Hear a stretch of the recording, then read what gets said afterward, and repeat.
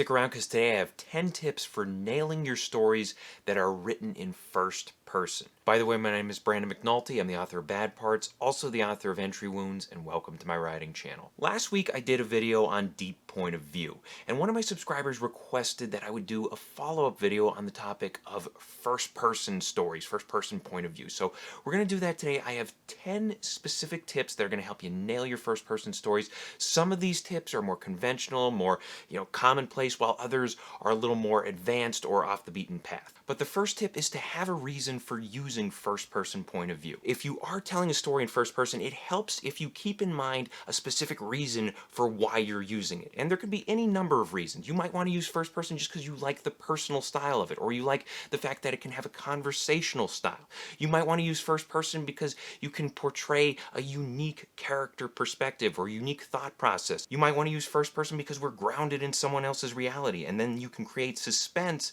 by having events happen to that character that the character isn't aware of. There's a lot of great possibilities for using first-person point of view, but be aware of them and use them strategically as you're telling a story. Second tip, and this one is very important. Second tip is to establish who the first-person narrator is as soon as possible. We need to know within the first page or two who your narrator is. And if we don't know that, if it's just an I talking back and forth or talking about events or whatever it is, that can get confusing. It can also get very distracting. And anytime I see that in a story where it's a first-person story, but I don't get clued in on who this person is or how old they are or what they look like or anything like that, that creates a problem for me. It becomes such a distraction that I can't get into the story. Tip number 3 comes from Chuck Palahniuk's book, Consider This. I've been talking about this book a lot on the channel recently, and he has a great piece of advice for first-person writing. He says that you should bury the I. What he means by this is that you should hold off on using the pronoun I, and you should avoid using it when you're telling your story. Now, that's not to say that you should never use it, but the less you use the pronoun I, the stronger your story becomes. Because if you do write a first-person story and you just say, I did this, I did that, and every sentence begins with I, or every paragraph begins with I, it becomes a distraction. It also becomes kind of annoying because it has like this me quality to it. So try to find new ways to start your sentences and start your paragraphs to avoid annoying your audience. Tip number 4 is to make your narrator's voice clear, consistent, and well-defined. Voice is such a critical part of first-person storytelling. It's one of the selling points, as a matter of fact. You want to nail voice, and you want it to be distinct. And whenever you are telling a story in first person, usually that voice is going to grab the reader. It's going to pull them along and make them think that they're sitting there with a friend. Now keep in mind that first-person point of view is perfect for certain genres and certain styles of storytelling. For instance, if you're telling a humorous story, a first-person narrator might be the best way of doing it. I mean, just think about like books like Catcher in the Rye or American Psycho, books that are just enhanced by having a funny narrator. Another thing to keep in mind with voice is that if you have multiple first-person narrators, you have to do the hard work and make sure that their voices are distinct from one another. One other thing to keep in mind with voice is that it must be convincing. If you're writing a first-person story that's told from the perspective of a 90-year-old Korean War vet, that 90-year-old vet should not be talking like a 23-year-old MFA student. Tip number 5 is to decide which tense you're using, whether it's past tense or present tense, and they have different strengths and weaknesses within the context of a first-person story. If you're telling a story in past tense, you have to keep in mind that there's going to be some emotional distance from the story. There's going to be perspective, and that distance and that perspective is going to depend on how much time has passed since the events of the story. So if you have a narrator who's telling a story that happened to them 50 years ago, there's going to be a lot of emotional distance. There might even be some nostalgia mixed in there. And their perspective is going to be shaped by 50 years of living past that event. On the other hand, you might have a story told by a narrator who just experienced a particular event, and that would have a different level of emotional distance and perspective to it. Now, if you're telling a story in first-person present tense, there should be no emotional distance. It should be immediate. It should be higher energy. It should be emotional. And keep in mind that if you are telling a story in present tense, your narrator should have an appropriate reaction to the events that occur. For instance, if your narrator's driving a car and then out of nowhere a truck rams into them from the side and then there's just this chaotic car accident, your narrator should not be calmly describing that accident in explicit detail. Tip number 6 is to decide whether your story needs to be told through a narrative device.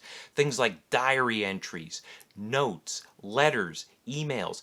Different stories can work if you incorporate things like a diary. For instance, Gone Girl is a great example of this. You have certain first-person sections that are told through diary entries, while other sections are told as if the narrator is simply speaking to the audience. So keep in mind you can also mix and match these types of things, and a lot of stories benefit from using those narrative devices. Tip number 7, can your story benefit from having an unreliable narrator? In most cases, audiences, when they pick up a book, they assume that the events they're being told about in that book actually happened as the narrator is telling them. But sometimes we have narrators who we are left to believe maybe they're not trustworthy, or maybe they didn't see the events correctly, or whatever it may be. Oftentimes, bias will creep into a narration and it'll get us wondering, did the story really happen as the narrator is expressing it, or is the narrator trying to portray themselves in a different light, or, throw us for a loop in terms of what actually happened? And you have to ask yourself, how accurate is my narrator? Is my narrator biased? Is my narrator someone who outright lies? Does my narrator have some kind of mental health issues? All these kind of things can create an unreliable narrator. Tip number 8 is to avoid too much introspection. A lot of times when we tell a story in first person, there's that temptation to focus heavily on the character's thoughts because we're right inside their head. But if we spend too much time up there, we lose our grasp on the external world. So it helps if you remind yourself every now and then, how can I bring myself back into that external world? Or how can I bring the narrator back into that external world? Ground yourself in those 5 senses. It's totally fine to have a character strategizing events, but maybe they're looking outside the window, worrying about the enemy that's coming to get them, or maybe they're just biting their lip too hard and all of a sudden they bite hard enough to draw blood and they have to spit that out. Different things like that can keep us grounded in the story and can keep the story from feeling a little too much in the character's head. Tip number 9 is to keep your narrator active. Remember that if you have a first-person narrator, that means that that narrator is a character within the story.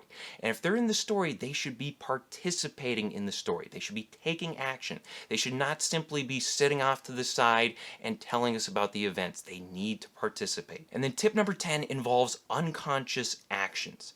And my subscriber who requested this video, he asked, okay, Brandon, what if I have a character in a first-person story who's thinking about a battle that's about to happen and they're trying to strategize, trying to come up with a plan, and while they're strategizing, maybe they're biting on their nail, and it's an unconscious action. How do I portray that?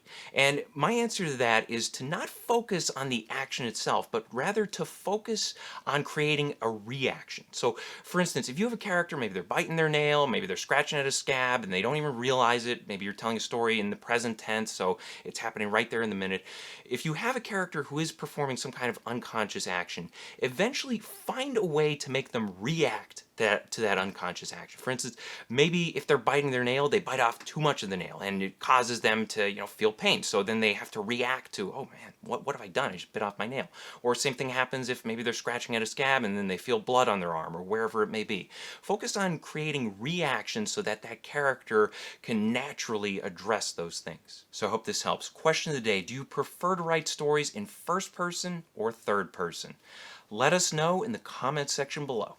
Thank you guys for watching. If you want to support the channel, please pick up a copy of either one of my books. Bad Parts is great if you like small town horror. It's about people trading away their sick and injured body parts in order to get healthy again.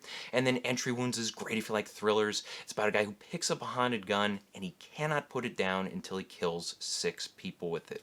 Also, be sure to check out my other videos, hit the like and subscribe buttons for me, share this video with a friend, and as always, remember to keep on writing.